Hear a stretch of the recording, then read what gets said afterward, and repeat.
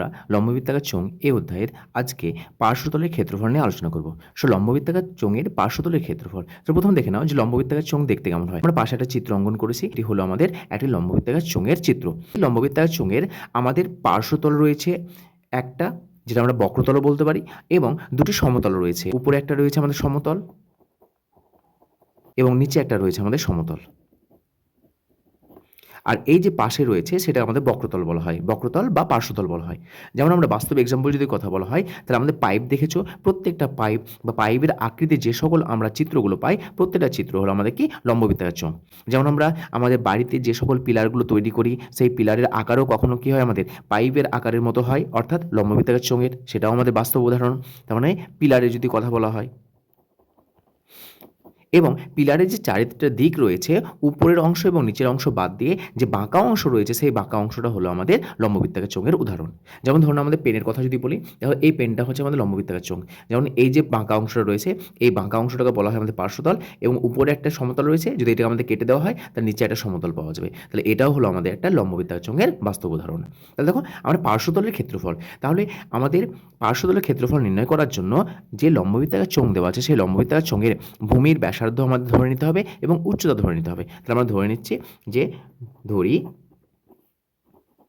লম্ববৃত্তাকার চোঙের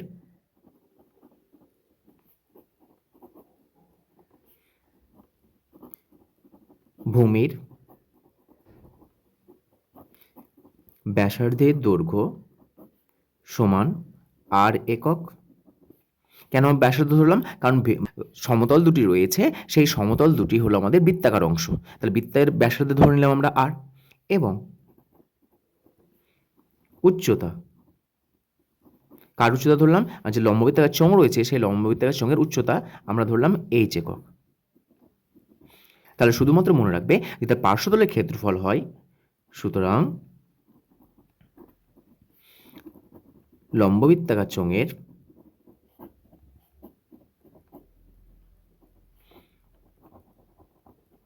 পার্শ্বতলের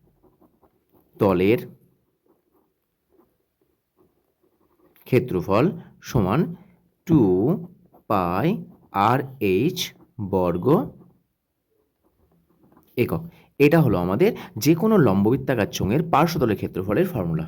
তাহলে এখানে মনে রাখবে যে পার্শ্বতলের ক্ষেত্রফল নির্ণয় করার জন্য আমাদের যে লম্ববৃত্তাকার চোঙ রয়েছে, সেই লম্ববৃত্তাকার চোঙের ভূমির ব্যাসার্ধের মান দেওয়া থাকবে এবং তার উচ্চতার মান দেওয়া থাকবে। তাহলে আমরা খুব সহজেই এই সূত্র ব্যবহার করে আমরা যে কোনো লম্ববৃত্তাকার চোঙের পার্শ্বতলের ক্ষেত্রফল নির্ণয় করতে পারি। তাহলে এসো আমরা লম্ববৃত্তাকার চোঙের পার্শ্বতল ক্ষেত্রফল সম্পর্কিত একটি প্রবলেম নিয়ে আলোচনা করি। তো দেখো, প্রদত্ত প্রশ্নে বলে দেওয়া আছে একটি লম্ববৃত্তাকার চোঙের, বা একটা বলে দেওয়া আছে একটি চোঙের ভূমির ব্যাসার্ধের দৈর্ঘ্য। শুধুমাত্র যদি চোঙ বলে দেওয়া থাকে তাহলে মনে ভাববে যে এটা হলো আমাদের লম্ববৃত্তাকার চোঙের কথা বলা হচ্ছে। তাহলে একটি চোঙের ভূমির ব্যাসার্ধের দৈর্ঘ্য 7 সেমি এবং উচ্চতা 8 সেমি হলে তার পার্শ্বতলের ক্ষেত্রফল নির্ণয় করো। তাহলে আমাদের কোনো একটা চোঙ দেওয়া আছে, লম্ববৃত্তাকার চোঙ, তার ব্যাসার্ধের দৈর্ঘ্য দিয়েছে। তাহলে লিখে নাও প্রদত্ত ভূমির ব্যাসার্ধের দৈর্ঘ্য আর সমান বলেছে 7 সেমি এবং উচ্চতা h সমান 8 সেমি। আমাদের আর এর মান বলে দিয়েছে, উচ্চতার মান বলে দিয়েছে, শুধুমাত্র পার্শ্বতলের ক্ষেত্রফল বের করতে বলেছে। তাই শুধুমাত্র আমরা কি করব, পার্শ্বতলের ক্ষেত্রফলের যে ফর্মুলা জানা আছে সেই ফর্মুলাটা লিখবো, নিয়ে মানগুলো বসাবো। তাহলে লিখে নাও, অতএব চোঙের পার্শ্বতলের ক্ষেত্রফল